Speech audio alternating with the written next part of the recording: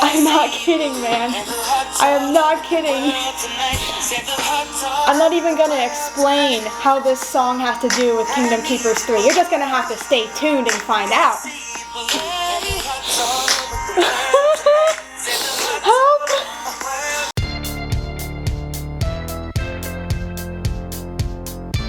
Salutations, I'm Becca, this is Words Another Malarkey, and today we are diving into Kingdom Keepers 3, Disney in Shadow by Ridley Pearson.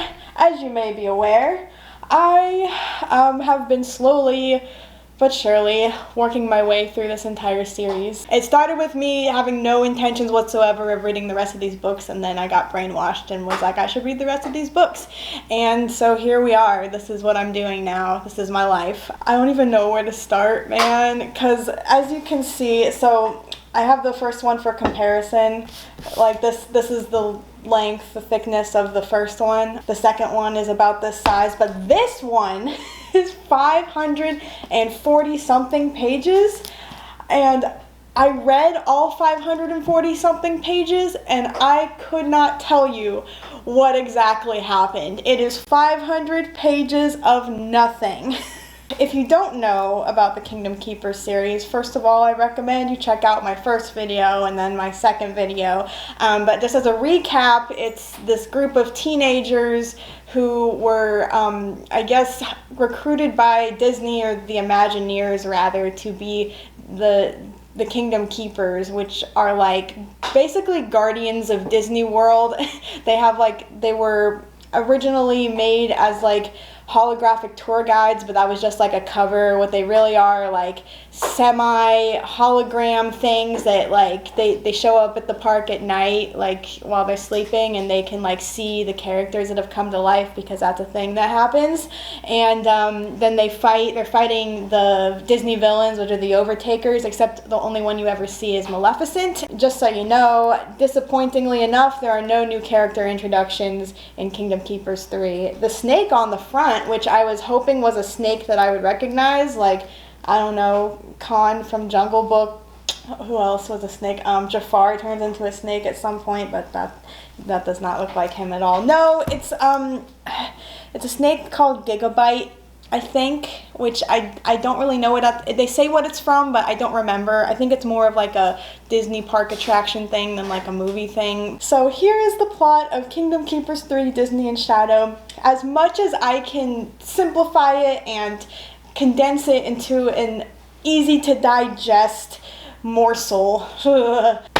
Wayne, their mentor, has gone missing. He goes missing at the end of the second book, I guess. And this whole book is dedicated to them finding him. It's a rescue mission, which is exactly the plot of the second one, except way less focused. And the second one, that's saying a lot, because the second one was not focused. I mean, it felt like it was all over the place. So I don't know how they did it, but they managed to repeat the same plot but make it more convoluted and more boring than the first time. So Wayne's missing, and his daughter comes to them with a clue, and this clue they find out is like for some kind of sword. And so they go into the park as their DHIs at night, and they look for the sword, and of course that leads to more clues. It's very much like a national treasure situation, except not as cool. And what it really was like the longest, most boring escape room in the history of escape rooms. Like, imagine you're doing an escape room, but it's the entire Epcot park. Oh, if you didn't know from the cover, that is the Epcot golf ball thing. I don't know what its actual name is. I'm sure there's an actual name. We're in Epcot this time. Book 1 was Magic Kingdom. Book 2 was Animal Kingdom. Book 3 is Epcot. I think we know where this is going. Eventually they're going to run out of parks, and they're going to have to go like Disney World Japan. Oh, please God, tell me that one of them takes place in Disney World Japan, or wherever else there's Disney World. So they have to track down all these clues, and they figure out that the overtakers are planning to overtake some rides, because what else would they do? And it's gonna happen at the Phantasmics show, so they have to like sneak into the Phantasmics show during like this early morning rehearsal and defeat Maleficent and Chernabog. Chernabog was introduced in book 2. I've already shared my thoughts on the introduction of Chernabog. Once again, he is useless as a poopy flavored lollipop, and actually we don't ever even see him, I don't think, and I don't really care. I do care that there's so much wasted potential in these books because you have so much to work with. Again, maybe it was a intellectual property thing. Maybe there are limits on what he could do. Let's break this down. Okay, let's unpack this a little bit. Let's start with Act 1. Let's start at the beginning. First of all, the first chapter is a trip, and I can't even tell you why, but all I know is that I read it, I put the book down for 2 weeks, and didn't pick it up again because I was just like, what did I just read? And it does get you right in on the action, but it starts just really strangely and with just the cringiest dialogue, and Stitch is there, but he does nothing except chase them around, and he's like a bad guy. He's like an overtaker. I'm like, that's not Stitch, man, come on. Anyways, that's not important. What's important actually is that past that, Act 1, as I'm going to call it, like the first third of the book, I don't know where Act 1 actually ends, was actually kind of okay. Like, as I was reading it, I was like, this actually kind of makes sense. The dialogue's not as cringy as I was expecting. The characters are actually kind of being developed. What the hell is going on? Do I actually like this, or am I actually just that brainwashed? And I thought, well, maybe this one's actually going to redeem the last two. I don't know. And then Pearson just gave up, I guess. Just like forgot what was going on, or just kind of veered off the beaten path for 300 pages and was like, oh yeah, I gotta finish this up, and then wrote the ending. For the first 100 pages at least, I was kind of impressed. Like, I was cautiously optimistic, but my optimism was soon to be shattered like so much glass, because by the time I got to about the middle, I was just lost. Basically, they're just in the park looking for clues, and they keep coming towards dead ends or like finding things and then getting into situations and snafus that they then have to get out of, but none of it is interesting is the problem. None of it is interesting. This is like the endless escape room part. It just goes on and doesn't seem to be heading anywhere, and where it does head makes no sense really. And I'm really trying, man. Like, I'm pretty sure I read this, unless I just blacked out in the middle and missed it all. I'm pretty sure I read all the pages in order, and they did not make a coherent story to me. I just don't know what any of it had to do with anything until like the last few chapters, and even then I was like, what does this have to do with anything? A lot of things that just go nowhere, especially with the characters. Like, they really do try to flesh out some of the characters. In the last book, it was Maybeck's turn. This time, it's Charlene's turn. She's like the cheerleader, and she was kind of the scaredy cat in the last book, but they actually seemed to acknowledge that and give her something to do and give her like some room to grow, so she kind of becomes a badass. Like, what she realizes is that I'm a jock. I do jock things, because all of these characters have basically one personality trait per book. It's subject to change, but it's one per book. For example, Maybeck, my favorite character from the last book, he was my favorite character because his personality trait was to be the sarcastic one that questions everything. I mean, he still kind of does that in this book, but this time his personality trait is to be arrogant, and for them to point out his arrogance every time he's in a scene.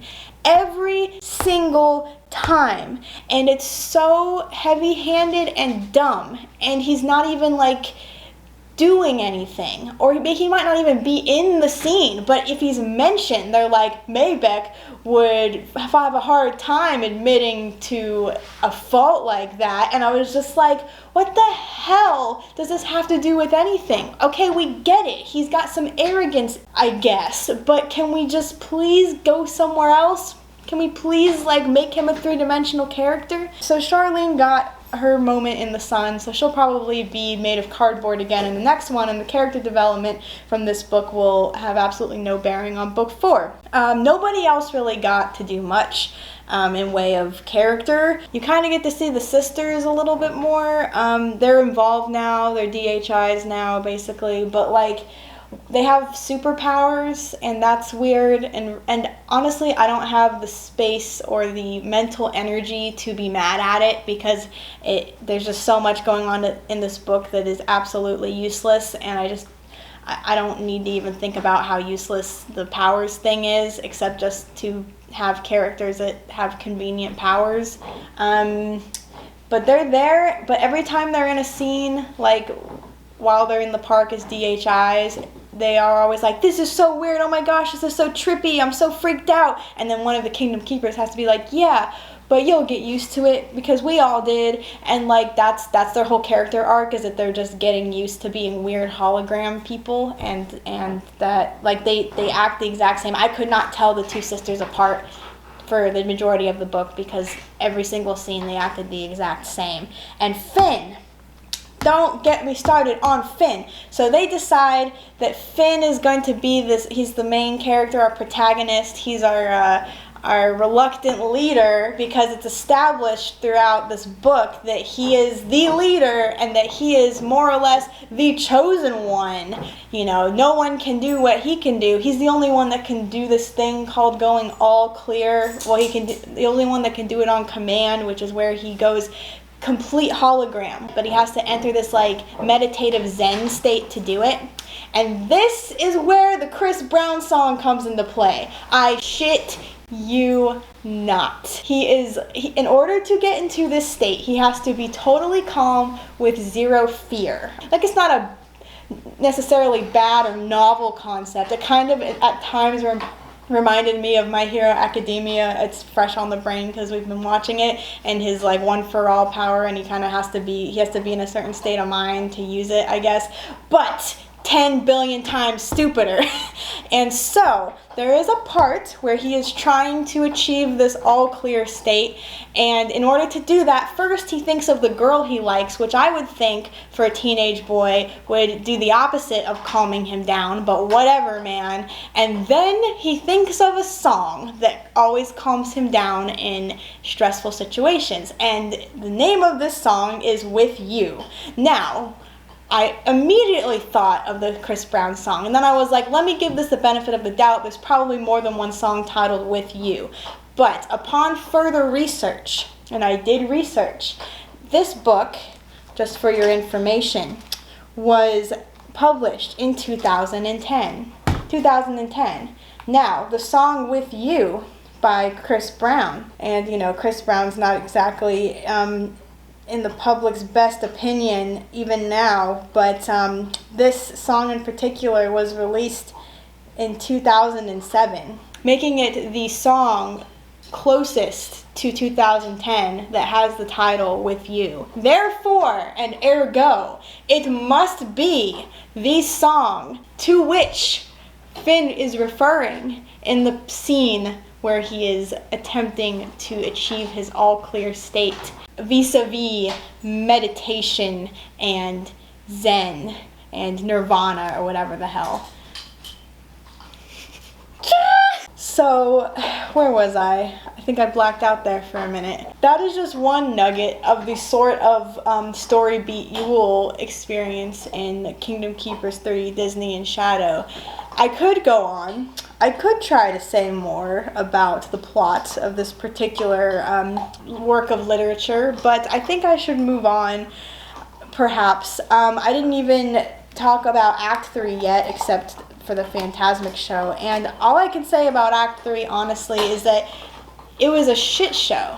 It was a shit show with the most anticlimactic climax in the history of epic middle grade novels. Honestly, it was so weird and dumb, and I can't really even try to explain to you what happens because I honestly don't even know. I don't even know if I'm sane anymore. I mean, I know I was brainwashed, but now I'm even questioning if I know that I'm brainwashed anymore. Like, maybe the words I'm speaking are just the words in my head, and what I'm actually saying is, Disney's great, these are the best books ever, you should go read them, go buy more Disney stuff. But I have no way of knowing. All I can do is hope and pray that this message reaches somebody. Send help. So I think I should probably talk about the things I liked, and then talk about the things I didn't, because that's kind of been my pattern with these videos, but I think I kind of touched on it already. I actually liked Act 1, or I thought I did, because I thought it actually had a little bit of effort put into it. I actually thought for a while, did he hire a ghostwriter? Maybe that's not giving Mr. Pearson enough credit, because maybe he did actually care for the first third and then he gave up, which subsequently means that I gave up. So, yeah, Act 1 could have gone somewhere, I guess, maybe, or something, but it didn't. But I will not deny its merits. Act 1 was okay. And then I did like that a character got to hold the character development baton this time, the spirit stick, if you will, the character stick. But it would be nice, I don't know if I'm asking too much here, if I'm, overreaching, but it would be nice to have more than one character develop throughout the course of the story. I mean, it might be too much to ask, and I apologize if my expectations are too high, but one can only dream, right? I mean, we must always strive for excellency, even if we don't reach it. So that's about it. That's about all I liked. I didn't even like being in Epcot. I mean, at least Animal Kingdom was kind of entertaining because they were animals, even though the animals were lame. I felt like the imagery was a little better. In Epcot, I was just kind of bored the whole time. I feel like Epcot's a pretty cool park, but maybe there's just not as much to work with there. The problem, though, and I am transitioning right into my dislikes now, so here we go. The problem, though, is that, once again, what was I saying? I think I blacked out again. Anywho, something about Disney being cool and stuff. No, I feel like, yeah, Epcot, there's probably a lot in Epcot, and I don't know because I've never been, but the way that things were described, and I've had this problem in the second book too, and maybe the first one, though I think things were done a little more clearly in the first one, is that I really didn't know what he was describing when he was describing it. Honestly, it almost felt exclusive, like you have to have been to the parks in order to know what he's talking about, and that's just really limiting your reader base. There's going to be people who read this that haven't been to the parks, and you want to make sure that the descriptions are clear, just like you're describing a fantasy setting. Instead, I think he's banking on the popularity of these parks and thinking, oh, I don't have to describe things literally because most people know what these things look like already. Or maybe I'm just dumb and just was so bored that I didn't even pay attention to the descriptions. I don't know. Either one is bad, but the entire time I was confused about where things were, how they were navigating things, how they were moving through various locales. Nothing made sense orientation-wise half of the time, most of the time, all the time. The way he described their actions whenever they were inside of a ride or a part of the park, I could not visualize it. I could not, under any circumstances, feel like I had a clear picture of where they were and what they were doing there, physically. I mean, even half the time it was unclear what their purpose was there. So, there was that, which alongside that was also the problem of this book having the worst scene blocking in the history of middle grade fiction. I don't know. It's the worst scene blocking I've ever seen. And what I mean by scene blocking, I'm using a theater term here. I was actually not a theater kid. I did like one play. But this scene blocking was worse than a middle school production of Aladdin. Shout out to my sister who was in a middle school production of Aladdin. The way characters moved, the way their actions were described, the way they like reacted to other characters or like usually like the antagonist coming at them was so weird and awkward, unnatural, and generally hard to visualize. I was in awe. And this one I feel like I am not crazy. I am pretty sure I'm saying that I read the words on the page, that I processed them, and that in my mind it was like my main problem is the same problem that I had with book 2, and that's that just this book was boring. It was so boring. The action, whenever it happened, which was actually often, it didn't feel like action at all. It just felt like overdrawn description of people moving around and dodging things. Maybe that's what action scenes are. How would I know? But there weren't many interesting action scenes. There's only one that I can think of that I remember, first of all, and second of all, kind of liked, and they were in this like a test drive, like a ride called Test Drive or something, and he's going through it, but the brakes are broken, so he's zooming through it, and the villains messed with the settings so that like it gets really hot at one point and the car melts and Finn almost dies, and then it gets really cold and Maleficent's there and she tries to attack him, and then what happens after that is super lame and dumb and doesn't make sense. But in any case, that one was pretty cool to a point, but not all the scenes were that cool. Most of them were just overwritten and overly confusing. That was how I felt. That was my experience. I also was trying to read this in a timely manner. Did not happen. This took me like a month to read, which is just ridiculous. I mean, it is 500 pages, but it was 500 pages of nothing, so it should have taken me no time at all. But it really was like so hard to process. I felt like I had to reread things over and over just to understand what was going on, and that should not happen in a book like this. It shouldn't happen. I mean, and even with me and my weird brain and my inability to process words sometimes, I don't have an excuse, okay? I don't have ADHD, I don't have dyslexia, I just have a brain that shuts down when it's bored. So I was just trying to read this and to get through it, and I was at the same time trying to do so quickly because I was so done with this, and so maybe I just missed everything that was important because of that, and but with a book like this, it shouldn't be that difficult, even for someone like me, to get the point of what's going on. It shouldn't be that much brain power. I don't want to think that hard, okay? I already did that in school and it sucked. The other thing that bothered me is that the stakes were not that high. I mean, yeah, Wayne is like their mentor and their friend, but like he's supposed to be like super duper important to them, and it just never felt like he was that important. He was just kind of the guy that got him into it. In fact, he's the guy that endangered a bunch of children by saying, oh yeah, you guys are like super cool and special, and you guys are gonna fight the Disney villains that have like supernatural powers and shit. Have fun. May Walt be with you. I don't think he's that great of a mentor or a character or anything. And I didn't want the guy to die or anything, but I felt no attachment to him.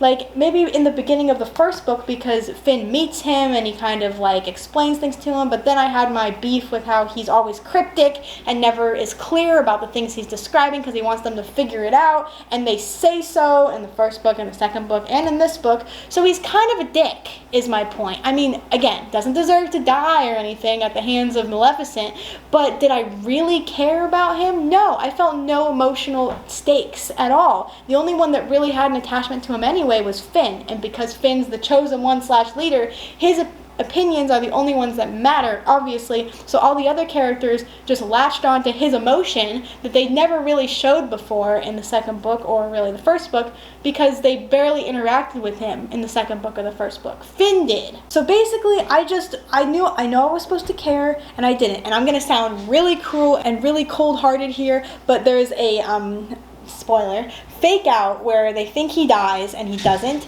and I know I was supposed to care. I know it's supposed to be a heart-wrenching moment. There's like all this crying and hugging.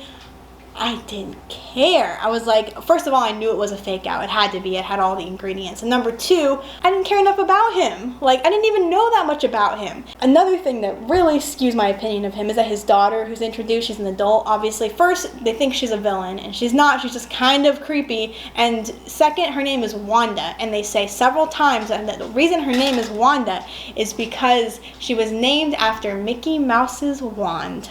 And that, to me, seriously damages my opinion of any person, fictional or otherwise. So I really didn't care as much as I was supposed to. There was some other things that were just really odd and strange and weird and awkward. One was that there were some indications that made it very, very obvious to me that this was written by a middle-aged man. It's not that people of a different age can write younger characters or older characters, but there's a right way and a wrong way to do it, and it was just very obvious to me that this particular individual didn't know how to write teenagers. A lot of their dialogue is shit that they would never say, and things that they would never do. And the thing that bothered me the most, and I feel like it is my duty as a 21st century reader to point this out, is that there's some like weird sexist shit. And I mean, I'm not even like a feminist per se, and I caught it, and I didn't like it. There's a lot of separation with the boys and the girls. Like they would team up separately sometimes, and the girls would be like, oh, I'm glad they didn't try to pair us off with a boy, because the boys are always trying to do stuff for us. And then they were always like, girls are emotional. What's up with girls? I don't like girls. And it was just like, so, I know that kids think these things and that they're not the most emotionally mature. They are 14, but it was just some weird stuff that like didn't sit right with me, and some weird opinions that the boys in particular had about the girl characters. Another YouTuber that you should check out, because she's also covering the Kingdom Keepers series, God bless you, we shall survive this together somehow. She pointed out how the girls are always, well, in the first book at least, the girls are kind of relegated to like background roles, and that is true. They come forward a little bit in the second and third books, but they feel so cliche. They really do. And the thing that bothered me the most about that is there's this weird, like, they're starting to, because they're teenagers, be like romantic things kind of happening, but it's so cringy and so underdeveloped. And especially with Finn, there's an actual love triangle in this, kind of, but it's shoehorned at the last minute, because it's obvious that he's into this girl Amanda, one of the ones with powers, but like he also kind of thinks Jess is cute, her sister. But then towards the end, like it's obvious Amanda kind of likes him too, so they have like these odd random interactions where they sometimes kind of hold hands, you know, as 14-year-olds do. I mean, that much was accurate, the like awkward blushing holding hand thing, you know.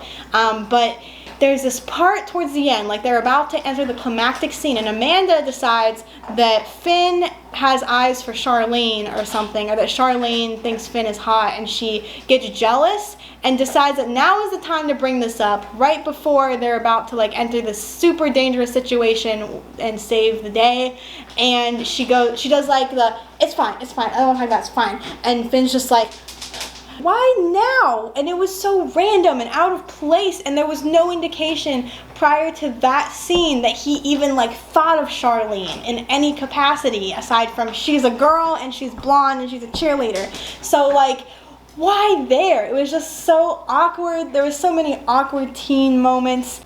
There's just a lot that made me very angry, and I want to say more, but I feel like I'm just going real long, and it's going to just go on forever, and it's never going to end. I'm just going to be stuck in this loop of talking about Kingdom Keepers 3, and I don't want to be that way. I want to do that. I want to get on with my life. I don't know what to do, man. I have like 4 more of these to go. I mean, I challenged them to bore me more.